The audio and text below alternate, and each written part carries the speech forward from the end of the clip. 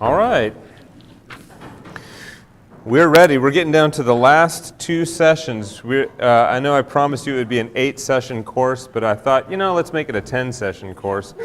And, 12 puts us into the new year, and that is going to mess up my next plan. So we're going to do session 9 today, and then session 10 next week.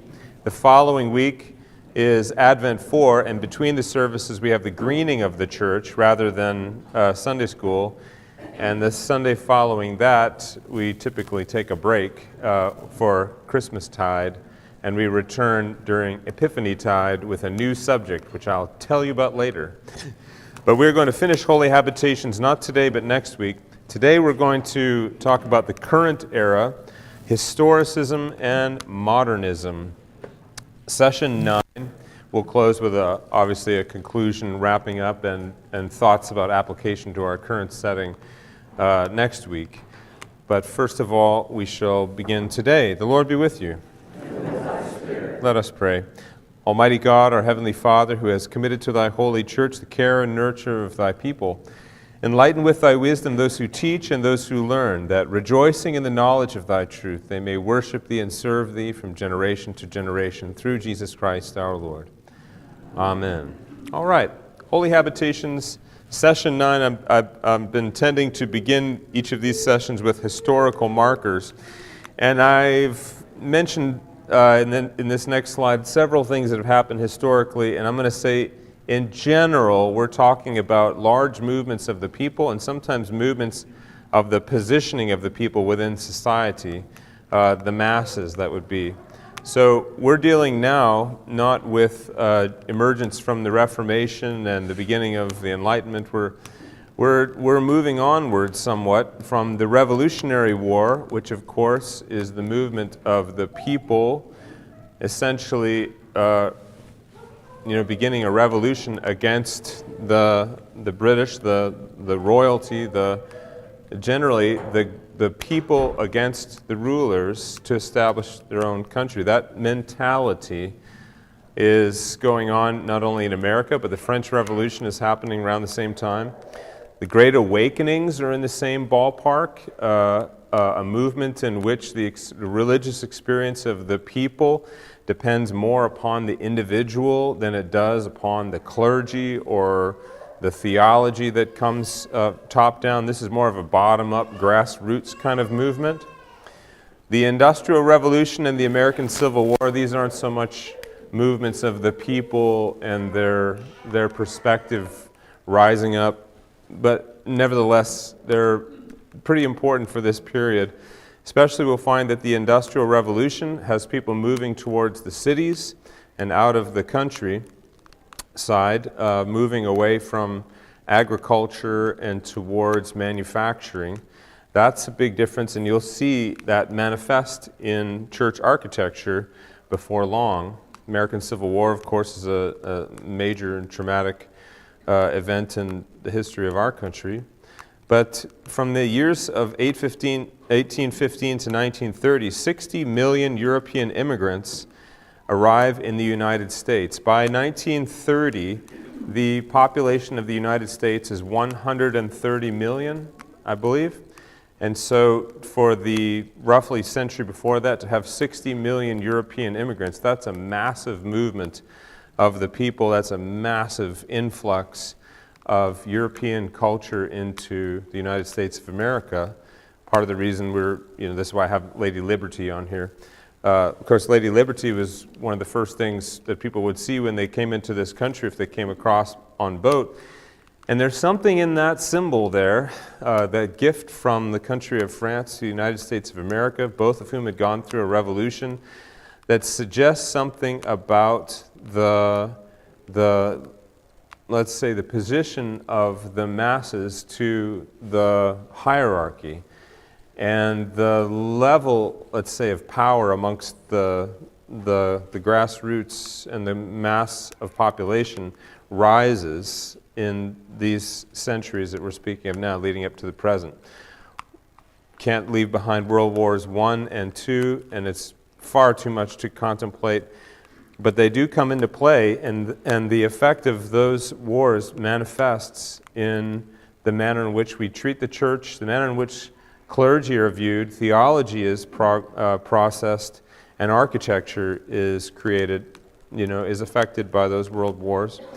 And the Second Vatican Council of the 1960s also is another movement of power, let's say, towards the laity, and the laity being raised up somewhat in that, in the Roman Catholic Church, in the ethos there of Rome. And so all of these things, I'm going to say, are historical markers, but they essentially contribute to what we're saying next, that numerous historical events transpire over these most recent centuries with the cumulative effect of placing more religious power into the hands of the laity, lessening the clerical divide, that is, the great distance between the clergy and the congregation, and leading churches to reflect on the past with a new set of values. You'll find there is something like, in modernist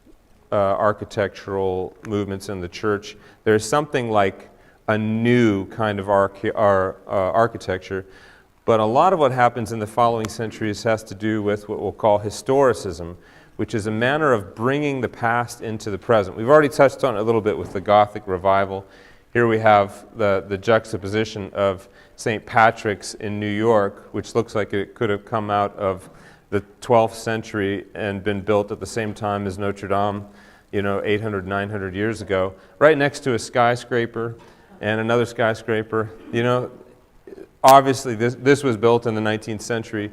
This is not from the year 900 or the year 1200 or something like that. So there is clearly a calling back to history in the 19th century. Our author of Sacred Power, Sacred Space writes, "Since the beginning of the modern period, dated here to the late 18th century, perhaps the central issue shaping Christian architecture has been its relationship to the past." We began to touch on the Gothic revival last week, and how we'll find, as with St. Patrick's there in, I think it's Manhattan, buildings that are constructed in the 19th century look like they could have come out of the 12th century. All right, what is that all about? It's a manner of relating to the past. In an era of increasing disintegration of society through revolution, industrialization, and criticism of the church, the 19th century is a real time of upheaval in the church and great criticism of the church. Many church builders believe that the revival of earlier approaches to church building, and especially the recreation of the Gothic parish church, would help stabilize and promote the church itself, so that when you walked into that building, it was almost like you were stepping back into a more stable time, a more stable era. And when your mind is reeling from the Revolutionary War and from industrialization and from the rise of really, let's say atheism in the 19th century, and then you've got world wars and all that, wouldn't it be nice to just go back to the 12th century and just be there for a little while? Also, claiming connection to the past lends legitimacy to present activity. I do not criticize that statement. That is absolutely true. It's part of what we're doing in the continuing Anglican Church, is making sure that our feet are firmly planted on the bedrock of the early church so that we know where we stand. But here's a church in Chicago, Holy Name Cathedral, built in the 1840s, 1850s, but obviously these huge Gothic arches, a little bit of that medieval forest feel with the pillars, etc. And really you get the sense that this could have been built long, long ago. Another element of historicism, as we're going to call it, immigrants tended to demand churches to stand as monuments of their own heritage. If you had come over and traumatically left your homeland of Ireland or left your homeland of Italy to look for a better life in the New World, what would you want your church to look like? You'd want your church to look like home, if you could. For instance, although Irish immigrant communities generally erected Gothic churches, and that's St. Patrick's, by the way, in downtown New York, carved into the stone are shamrocks and all kinds of references to home, which would be very comforting. For instance, although Irish immigrants, let's say, erected Gothic churches, they frequently included traditional symbols such as shamrocks to tie the building to their homeland. But Italian immigrants also used architecture to make nationalistic statements, not Gothic, but neoclassical churches that alluded to their Roman heritage. And so here's St. Anthony of Padua, also in Manhattan, and you see these Roman arches, and you've got what is that called? I can't think of it. But anyway, the reference to like the Pantheon, essentially, the Roman-style pillars, all of that makes a person in the 19th century a little more at home when they go to church on Sunday, alluding to the Roman heritage of the Italian immigrant. But not only are we pulling into the present time something of our experience from Europe, from whatever country the immigrants were coming from, those 60 million. Revivalism of the 18th century is brought into the construction of churches in the 19th and 20th centuries too. We touched on that before. Showed, I think last week, about how those revival services that were out in the field and in the camps outside the church in the 18th century began in the 19th century to find their way into architecture, these giant auditoriums that no longer had a high altar or a sanctuary per se, but the whole room was the sanctuary. And the congregations began to face themselves, face each other, so that we could witness the religious experience that each of us were having as a part of the service. So, with an emphasis on the experience of the parishioner, rather than the sacramental act of the ordained, some congregations demanded to be physically closer to each other and physically closer to the clergy. And you find this in services like this, where it's very possible, like in our church, unless someone reaches out their hand to shake your hand, you'll never be touched by anyone. That's very English. Don't touch me. But it's possible that the person in front of you is going to pass out and fall backwards and throw their hands out, and you'll be one of the catchers in a more charismatic or Pentecostal type service. We're going to need to be close to each other. We're going to need to be able to move about. We're going to need to be able to fall down, to be picked up again. We're going to need to be able to dance. We're going to be able to process and move around and all that. Space needs to be made for that, and so churches began to reflect that need. For some, though, the sacramental realm of the church then was discarded altogether to make space for a variety of more spontaneous religious experiences of the laity. We've got room for spontaneity in our church, but it's mostly if you have to go to the restroom, you can get up and go. You could even make the case from the New Testament that there is a weakness in a liturgical service like ours, that there isn't space, as St. Paul says in 1 Corinthians, there isn't space for someone to come to speak in tongues. And if they were to speak in tongues, they should have an interpreter, and the interpreter should be edifying to all. That's a far cry from what we do in our services. You could say there's a weakness there, and I would accept it, except for that you can't have everything. So, what's that? No snakes. No snakes, except on the blessing of the animals. You can bring your snakes then, but we don't do the snakes at St. George's. But I'm aware of the fact that there is truly in some of those churches a real benefit to the, let's call it, anti-formalism on some occasions. But generally, the accumulation of years upon years of anti-formalism leaves you formless altogether. And you don't know what's going on after a while. So that's my criticism.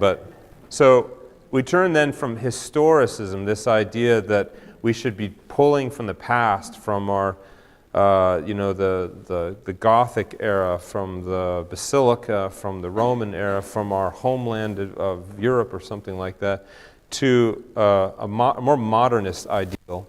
Some modern church architects and theologians rejected historicism as a form of atheism. The idea that God must be represented or experienced only in ancient or medieval forms, as if he does not exist in our own time. Their designs attempted to reflect the current era. So for some who were more of the modernist school, they'd walk into one of these great buildings that were constructed in Princeton in the 19th century and roll their eyes and say, "Oh, brother, this again. Gothic, what are we? What is this? The medieval church? This is the 19th, this is the 20th century. Let's get with the times." What does it mean for a church to get with the times in terms of architecture? Well, there's a question. So here's Cannon Chapel in the Candler School of Theology in Atlanta, which is a part of Emory. So, and you notice that in their chapel, the church is wider than it is long. So it's longitudinal but wide.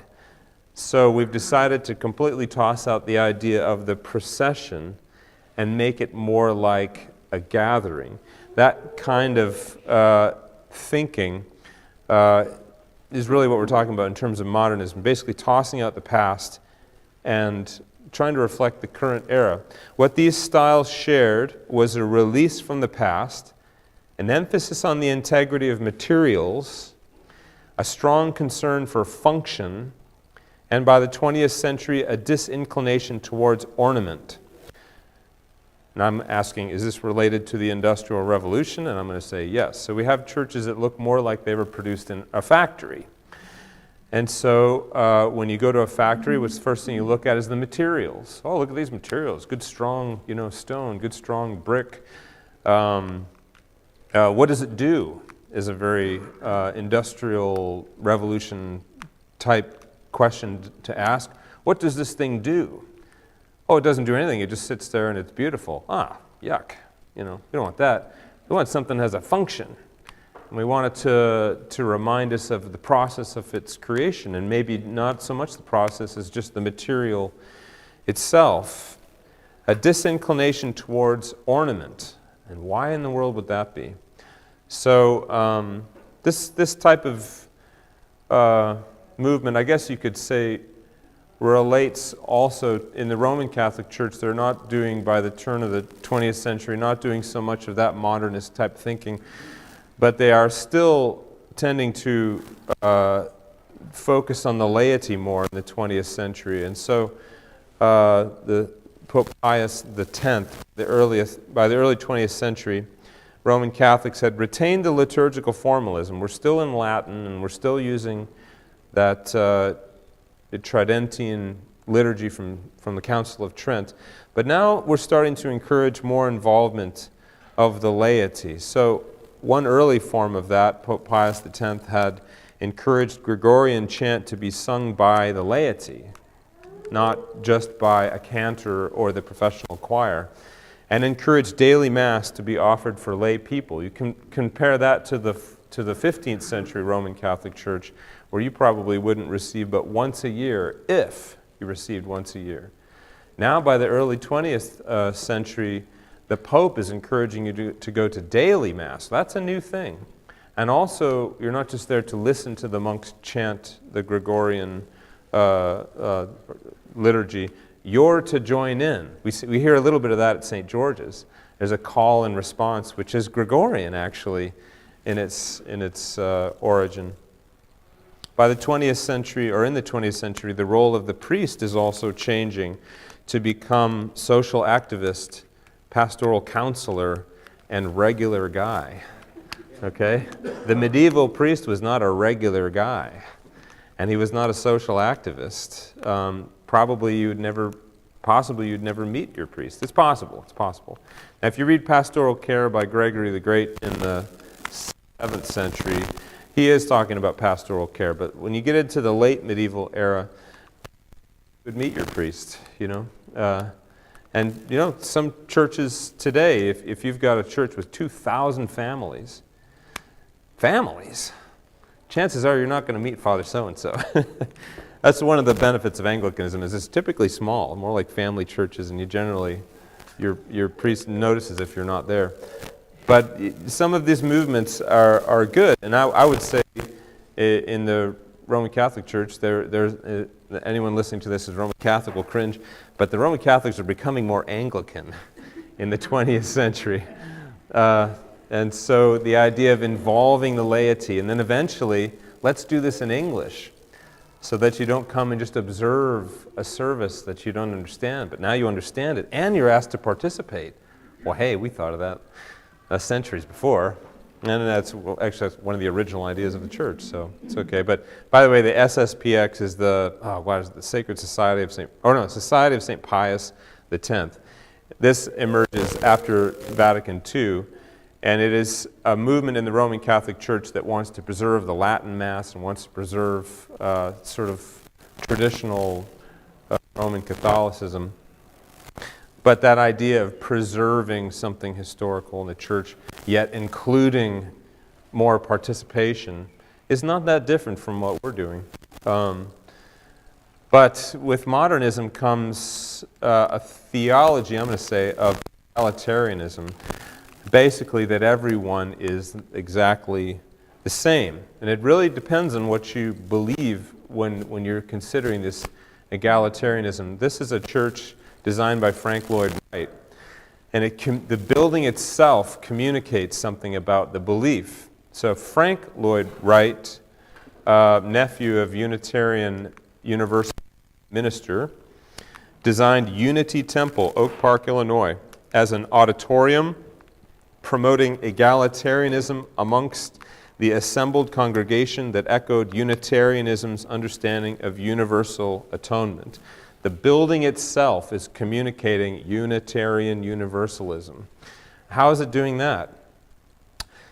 Entry to the space required trespassing on the chancel.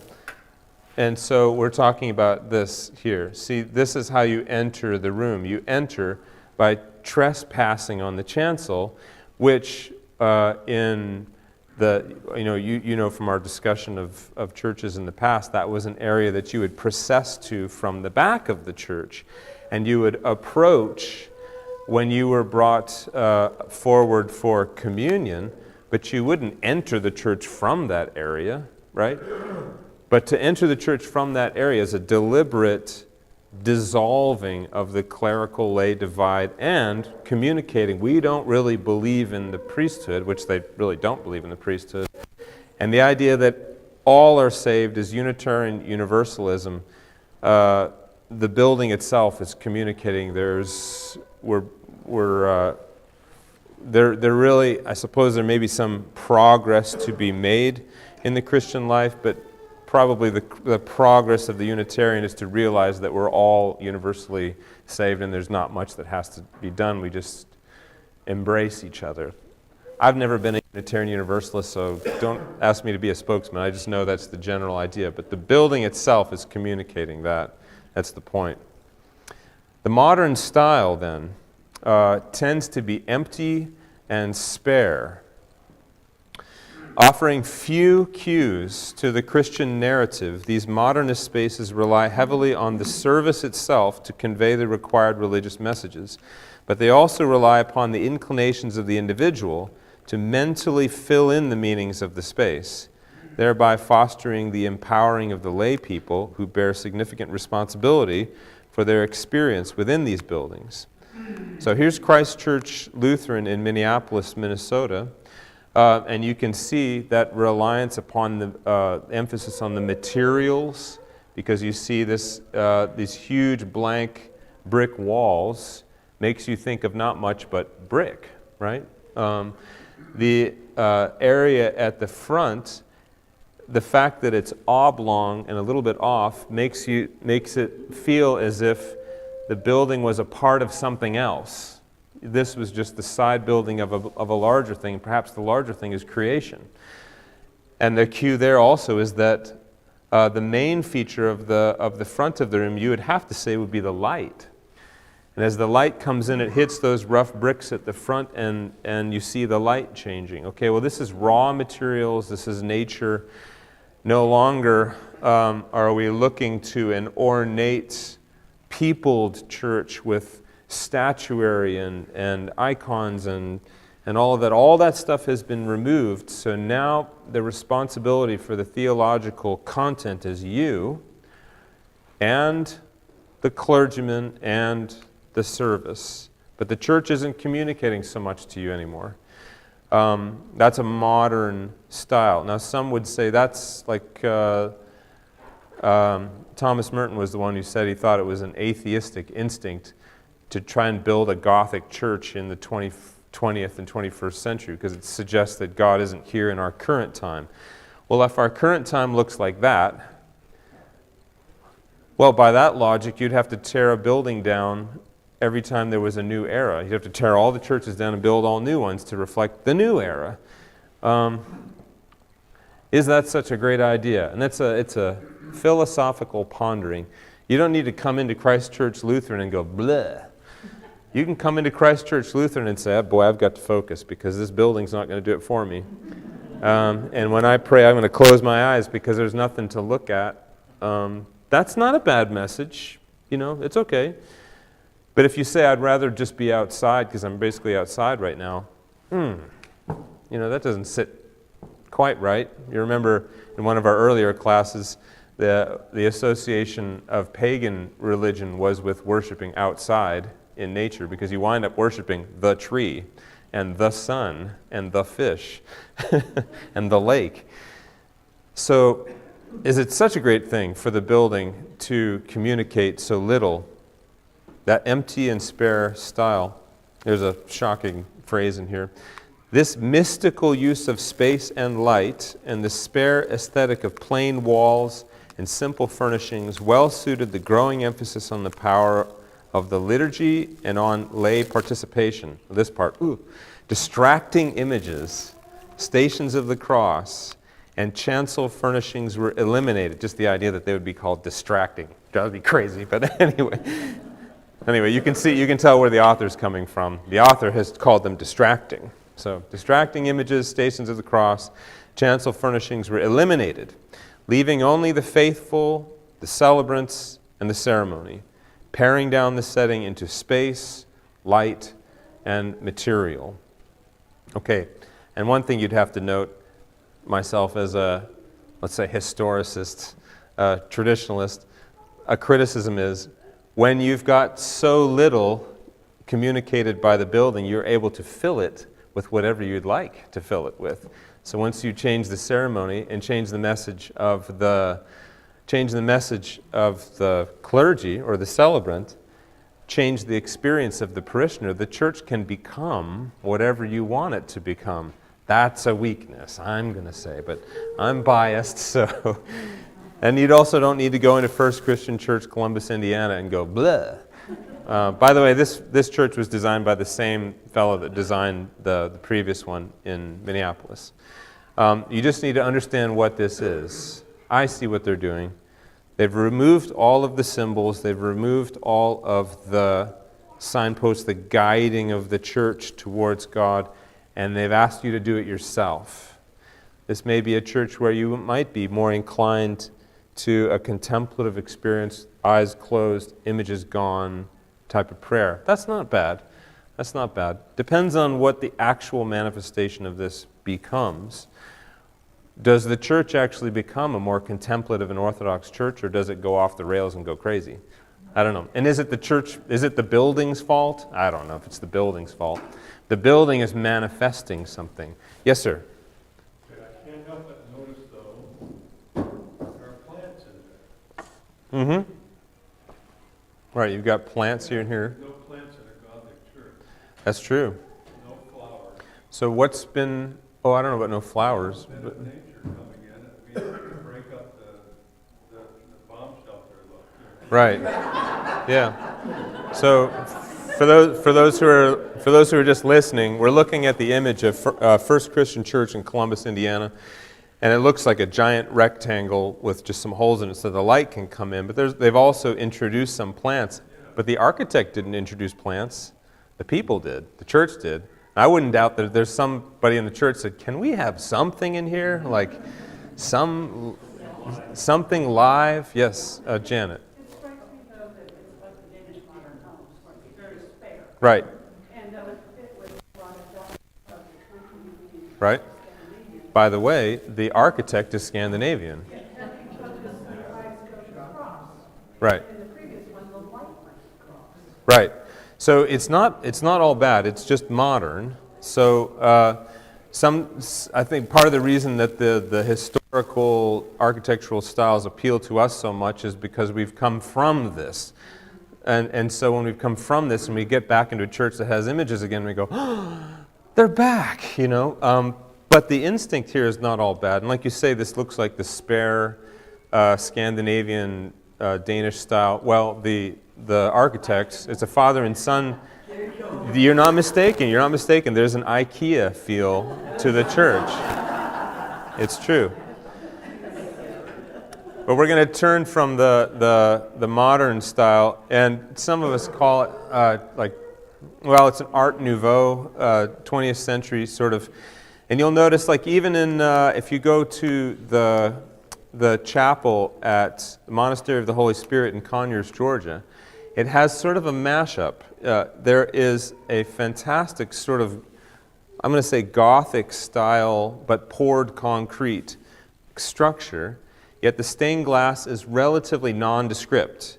It's more industrial feeling, the concreteness of it, and the stained glass is just polygon shapes, you know, roughly the same color. You have something like a mishmash of ancient history and modernity at once. That's not all bad either, but it tends to ring now of the 50s. You know, you walk into a church and say, oh, 50s, 60s. Is that such a great thing? If you're going to hearken back to the past anyway, why don't you hearken back to the 13th century or like a real peak in the architectural history of the church? Why the 50s? So unless you're going to build churches to be scrapped and rebuilt every era, you're sort of planting a flag when you build a church. So anyhow, speaking of planting a flag, Mark, yes. Just a quick, sort of a non-committalness of that paving way to a sort of globalistic religion. Yeah. He's really not committing to any one religion. Well, here's where we're going. We're going megachurch now. So, yeah, there does seem to be, as you say, a stepping back from the theology of the church, a turn towards the more mystical experience, which is fine if the theology is straight. If the theology is straight, the mystical experience is wonderful. But if you remove the structure and the theology and now say have a mystical experience, well, in 20 years you'll be Buddhist. Because it can descend and slide in any direction you want it to descend and to slide into.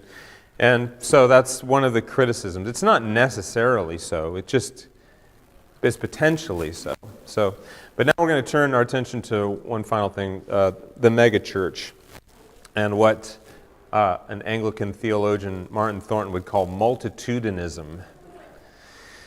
In 1957, Billy Graham held revivals in Madison Square Garden, which was considered strange but wildly successful. And here's a picture of him in Madison Square Garden, cram-packed full.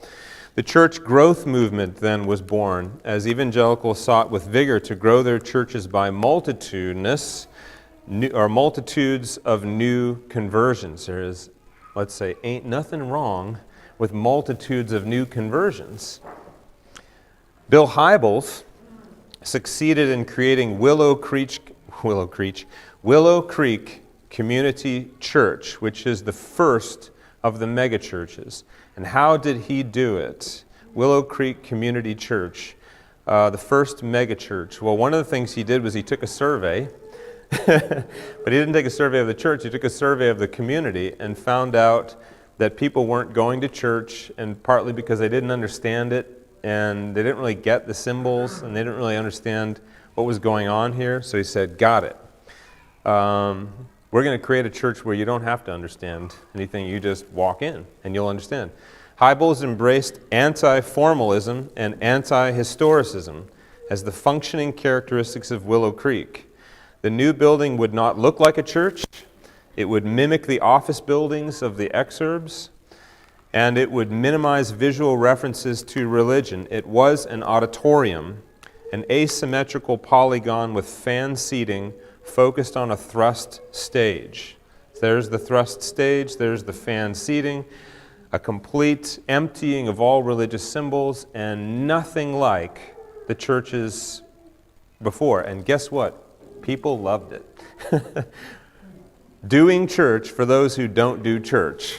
Okay, this is the byword of Milestone Church in Guelph, Ontario, but I've seen it on billboards in Atlanta. Church for people who don't do church. Oftentimes, I'm going to also say in the symbols for some of these churches, you can hardly tell that it's a church. And sometimes the word church is removed, and it's just a symbol that could be, like Google, or Yahoo, or that's old. What's a new one? I'm showing my, like Netflix or something like that, like an N. No cross, no Christ, no church mention, just thing, okay? Another megachurch, Saddleback Church. This has been the largest of the megachurches, not the first, but the largest. Rick Warren is noted for the casual Hawaiian shirts he wears rather than the formal collar. Nevertheless, he and other successful megachurch ministers delivering their messages from center stage and center screen in these impressive surroundings wield a great deal of charismatic authority. So you'd like to say that, boy, the power of the laity has risen, the power of the clergy has been reduced, the clerical-lay divide has been eliminated. See, he's wearing a Hawaiian shirt. On the other hand, he's got thousands and thousands of people gathering just to hear him. There's no sacrament offered. It's just Rick Warren. And so if Rick Warren isn't there today, why did I come to church, So there's some unintended consequences of the megachurch. The bigger, better driven churches tend to embrace anti-formalism and anti-historicism of that megachurch model. And a lot of little churches, unfortunately, something like 80% of all churches in America are considered small churches. And when small churches idolize megachurches, they try to become a megachurch, and that's their only goal, is to be a megachurch. And to be bigger, better, bigger, better, bigger, better. And it's a real anxiety that resides in those smaller churches. Why aren't we 10 times the size? Anyway, unintended consequences of the megachurch. Here's Saddleback Church in Lake Forest, California. And so you see there is light coming in from the side. You look out and you see, trees and parking lot and all that. But you struggle to find a religious symbol anywhere. You struggle to find the building communicating to you something about God. It's basically an office space. And, you could say, well, then there's a mystical element of this that you can, close your eyes and ascend to God in a mystical experience. However, the message better be pretty good, because that's all you've got left is the message now. Frank, and then we'll move on. What was the focus of their worship? Was it the minister that led the service, or was there something else? Typically the sermon and the music. The praise band would be stellar. They would be incredible. Well, not would be, they are. Incredible praise bands. So I went to, we'll get there in a second, North Point Church in Atlanta when I lived there, and that's Andy Stanley, Charles Stanley's son's church.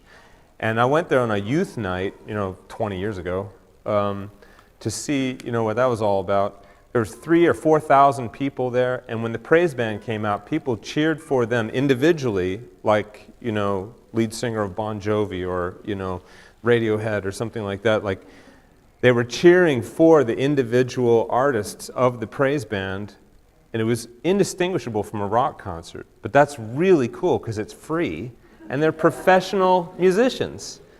And then you got to listen to Andy Stanley give a sermon, but he's really good. So, Christ ever mentioned in any? oh yeah, Christ is mentioned. It's not anti-Christian, but it's definitely anti-formalist and definitely anti-historical. And actually, Andy Stanley himself is famous for having said we should do away with the Old Testament. So once you've got a church that eliminates all references to history, it keeps going. And the man himself, the charismatic leader, says, why don't we just focus on the New Testament and do away with the Old? 76% of the canonical scriptures, by the way. And that was like, wait a second, as we're doing away with the past, hang on. So anyway, I'm going to get to the end of this before we're done here, but new historicism, possible postmodern mishmash, but there's some good too. Recently, a kind of new historicism has taken hold in architecture, such as Notre Dame, and very significantly this week, Notre Dame was reopened after the fire. And I bet you, dollars to donuts, that will inspire some young architects to say, why can't we do this again? Why can't we return to this? Because the awe that people have when they walk into that building, they say, boy, there's really something here. This is an 800, 900-year-old building. It's been refurbished, as the head of the reconstruction said, for another 800 or 900 years. Stronger now, with fire suppression system built in. So it encourages, again, a return to classicism, like a Gothic revival. But others are trying to mix together these movements. Other schools of thought have attempted to blend the flexibility of modern architecture with references to ancient tradition, and the results are mixed. So here's Wooddale Church in Eden Prairie, Minnesota. And what do you find here? But you find Gothic arches, and if you can see sort of in this facade here, there's more Gothic arches.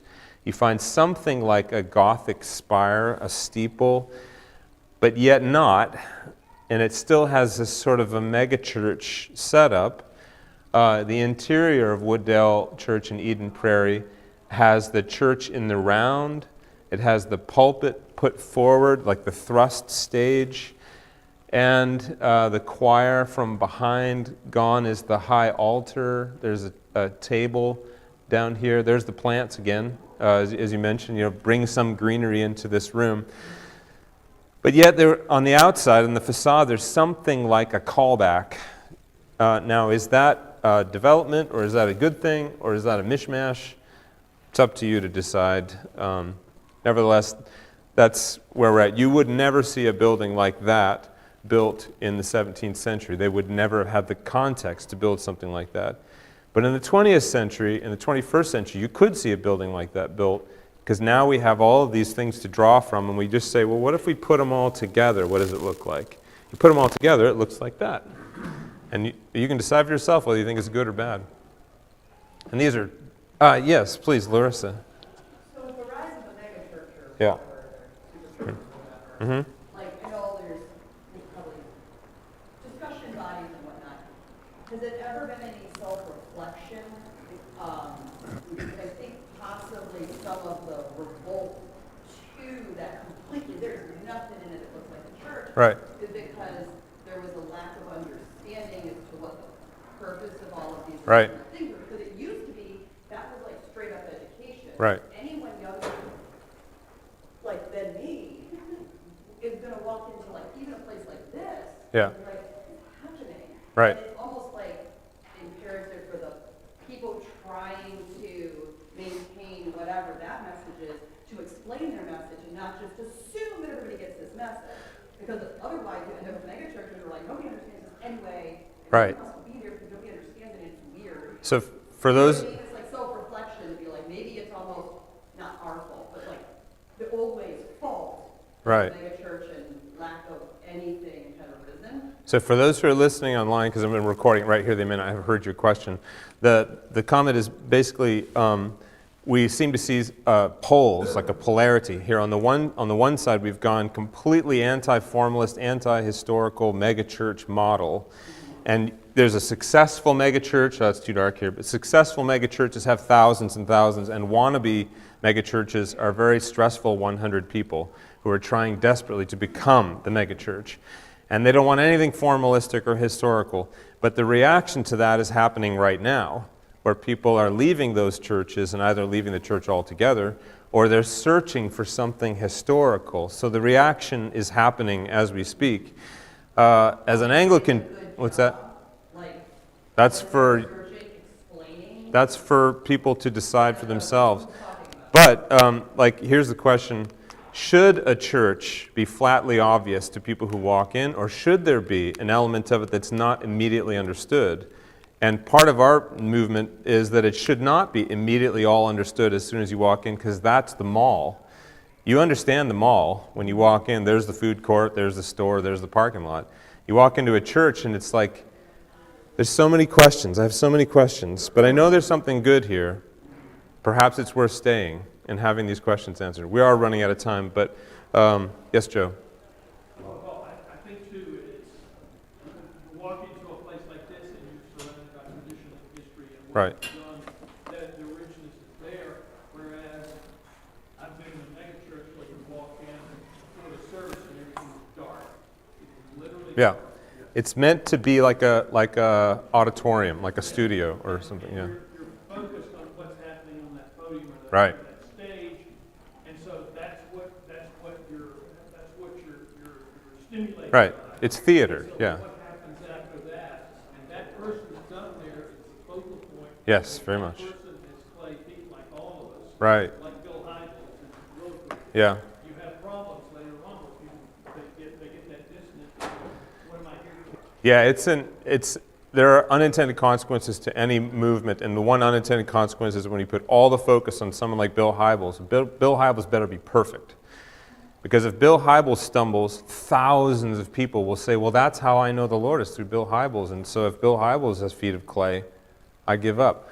That's danger. That's danger. Anyway, this has got to be the last comment. Allison. Well, I was just thinking also with the modernism and like the mega churches, I think it's more of an escape also to get away Right. from your own epistemological self-consciousness that we are sinners. Right. And that, like you said, they want to get rid of the Old Testament. Right. So that's getting rid of the law.